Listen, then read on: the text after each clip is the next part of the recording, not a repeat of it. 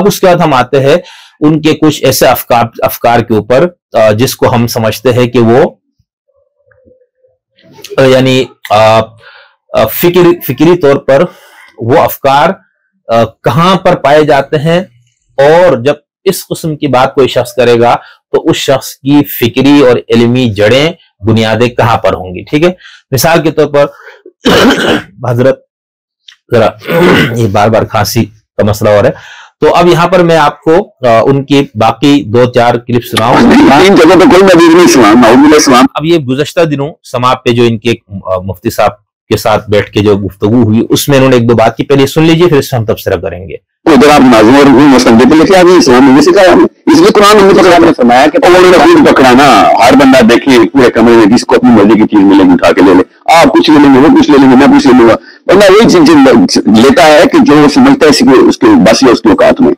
ٹھیک ہے، ان لوگوں نے خود مدرسے میں کہا ہم سے نماز جنازہ پڑھائیں گے، بس اللہ تعالیٰ نے کہا جا کے ٹیک کرے گا اپنی دنیا کو دین کو بنا دیں دیتا ہے. آپ بتائیں اصل کی نماز کھڑی کرنے کا مطلب ہے دین کو پوری دنیا کو ٹیک اوور کرنے کے لیے قرآن آیا ہے. آپ نے کہا نہیں ہم نے جنازہ پڑھانا ہے. یہ اصل میں فلسفے میں نقب لگی ہوئی ہے، اور یہ ابھی بھی نہیں لگی ہوئی ہے. پاکستان میں میں بتاتا ہوں کہ علماء کرام نے لگائی ہے، مگر یہ اصل میں 1200 سال سے لگی ہوئی ہے، اور آپ کئی فلسفے میں آپ کو لاک کر دیا گیا کہ اس اسعار سے باہر نہیں آؤ گے. اگر اسلام کا نام لوگے تو تابع رہو گے، اس کے تابع رہو گے جو بھی ظالم جابر آپ نے پڑھائے گا. یہ کہاں سے شروع ہوا؟ ذرا سوچیں، تاریخ پڑھیں آپ کو پتہ چلے گا.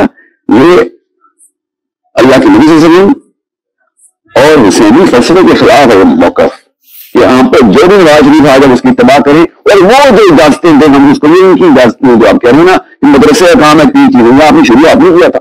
مدرسے کا کام 3 چیزیں نہیں، مدرسے کا کام ایک چیز ہے. یہ پوری دنیا میں اسلام نافذ ہے، مدرسے کا کام ہے ایک چیز. اب یہاں پر دیکھیں ساحل صاحب نے 2 باتیں کی. ٹھیک ہے، ایک تو انہوں نے یہ فرمایا کہ اچھا وہ مفتی صاحب نے غلطی سے بات کر دی تھی کہ اچھا یہ لوگ بار بار ساحل صاحب اور اس ٹائپ لوگ کہتے ہیں علماء مسجد تک محدود ہو گئے، مولوی مسجد تک، ان کا کام تو دنیا کی سیادت اور قیادت کرنا تھا اسلام کا فلانا. تو اس کا جواب مولوی صاحب نے مفتی صاحب نے یہ دیا تھا کہ بھائی ہمیں معاشرے نے ہم پہ 2-3 ذمہ داریاں آئی کہ ہم اس کو بحسن خوبیہ سر انجام دے رہے ہیں، اور آپ ہم مدرسوں پہ ہمارے علماء پہ تنقید کرتے ہیں. اچھا آپ نے اور بھی لوگوں کو سنا کہتے ہیں بھائی مولوی دیکھو دنیا چاند پہ پہنچ گئی مولوی اس پہ. تو بابا مولوی کا کام یہی ہے، دین سے متعلقہ مسائل، اس سے متعلقہ ادارے بنانا، اور اس پہ مولوی سب سے کامیاب ہے. ٹھیک ہے، ہمیں اس سے مولوی سے جتنی محبت ہے نفرت وہ اپنی جگہ. یہی بات ہم کرتے تھے ہمارے لبرل سے. ٹھیک ہے نا، وہ ہر بندہ منہ اٹھا کے جی مولوی بھائی، تو بھائی مولوی نے جس بات کو صحیح سمجھا ہے اس کے اوپر وہ اپنا تن من دن لگا رہا ہے، دن رات لگا ہوا ہے وہ. ٹھیک ہے، ادارے بنا رہا ہے، مسجدیں بنا رہا ہے، جو بھی ہے. ایک تو یہ بات ذہن میں رکھیے گا جس کا کام اسی کو ساجے. دوسرا جو ہے بھائی آپ کریں نا دنیا چاند پہ پہنچ گئی ہے، تو جو آپ نے سائنس کے مد میں جو کروڑوں روپے آپ لوگ فنڈ لیتے ہیں سرکار سے، کتنے لوگ آپ نے چاند پہ پہنچائے؟ ٹھیک ہے، کتنے آپ کے یہاں سائنسدان پیدا ہوئے؟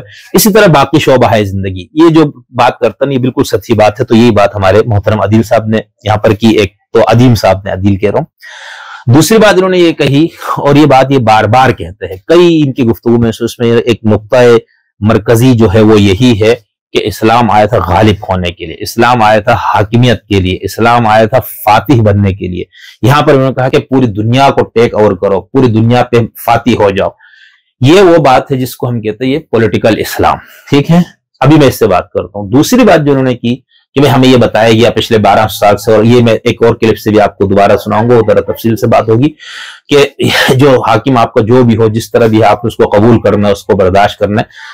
تو یہ 2 پوائنٹس انہوں نے بات کی. یہ جو دوسری بات ہے اس کو ہم فقہ کے اندر جب پڑھتے ہیں اس کو ہم خروج علی الحاکم کی بحث میں پڑھتے ہیں. یعنی حاکم جو آپ کا حکمران ہے وہ اگر ظالم اور فاسق ہو جائے، وہ کفر کا ارتکاب کرے، تو اس کو معزول کس طرح کیا جائے گا. ٹھیک ہے، ایک تو یہ بات پہلی بات جو انہوں نے فرمائی، اور اس کے لیے انہوں نے قرآن مجید کی ایک آیت کا ایک چھوٹا سا حصہ پڑھ دیا کہ لیظہرہ علی الدین کلہ. ٹھیک ہے، اب یہ جو بات ہے کہ وہ دین کو غالب کرے تمام ادیان پر یا پورے کے پورے دین پر، یہ جو آیت ہے ہم اس کو آیت اظہار دین کہتے ہیں. اس کو ہمارے ساحل صاحب نے، یہ تو اب چونکہ آج کے ہیں تو یہی آیت اس سے استدلال سب سے پہلے کرتے ہوئے سید ابوالعلا مودودی مرحوم نے، سید قطب صاحب مرحوم نے، اسی طرح ہمارے جو ڈاکٹر اسرار احمد صاحب مرحوم نے، علامہ غلام محمد پرویز صاحب نے اور اس طرح کے جتنے بھی مفکرین ہیں جو اسلام کی سیاسی بالادستی کو ہی سب کچھ سمجھتے ہیں، یعنی ان کے خیال میں اسلام آیا ہے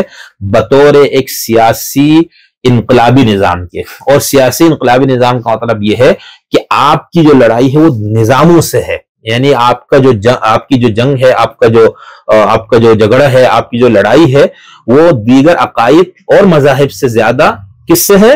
وہ یہ کہتے ہیں کہ آپ کی لڑائی نظاموں سے ہے۔ اچھا بھائی، کیا ایک تو یہ بات، دوسرا ان لوگوں کا یہ موقف ہے کہ اسلام کو بطور نظام باقی تمام نظاموں پر، یعنی مذاہب تو ہے ہی اس کے اندر، نظاموں پر غالب کرنا یہ بندہ مومن سے مطلوب ہے، بندہ مومن کی زندگی کا مقصد ہے، زندگی کا یہ مشن ہے کہ وہ یہ کام کر گزرے۔ اگر نہیں کرتا اس کا مطلب کوئی مطلوب، مقصود اور جو اس کا کی زندگی کا جو فریضہ تھا، زندگی کا جو سب سے بڑا نصب العین تھا، مقصد حیات تھا، اس سے وہ اس کو حاصل نہیں کر پا رہے۔ تو یہ میں نے بات بتائی کہ کن کن لوگوں کی ہاں۔ اب اس کے لیے استدلال یہ حضرات جن آیات سے کرتے ہیں، اب چونکہ بہت دو تین اور آیتیں بھی ہے، وہ ہم جب پولیٹیکل اسلام اور اس کی بنیادوں پر ہم انشاءاللہ تفصیل سے پہلے بھی ہم نے کچھ گفتگو کی ہوئی ہے، لیکن اس پہ ہم مفصل بات کریں گے۔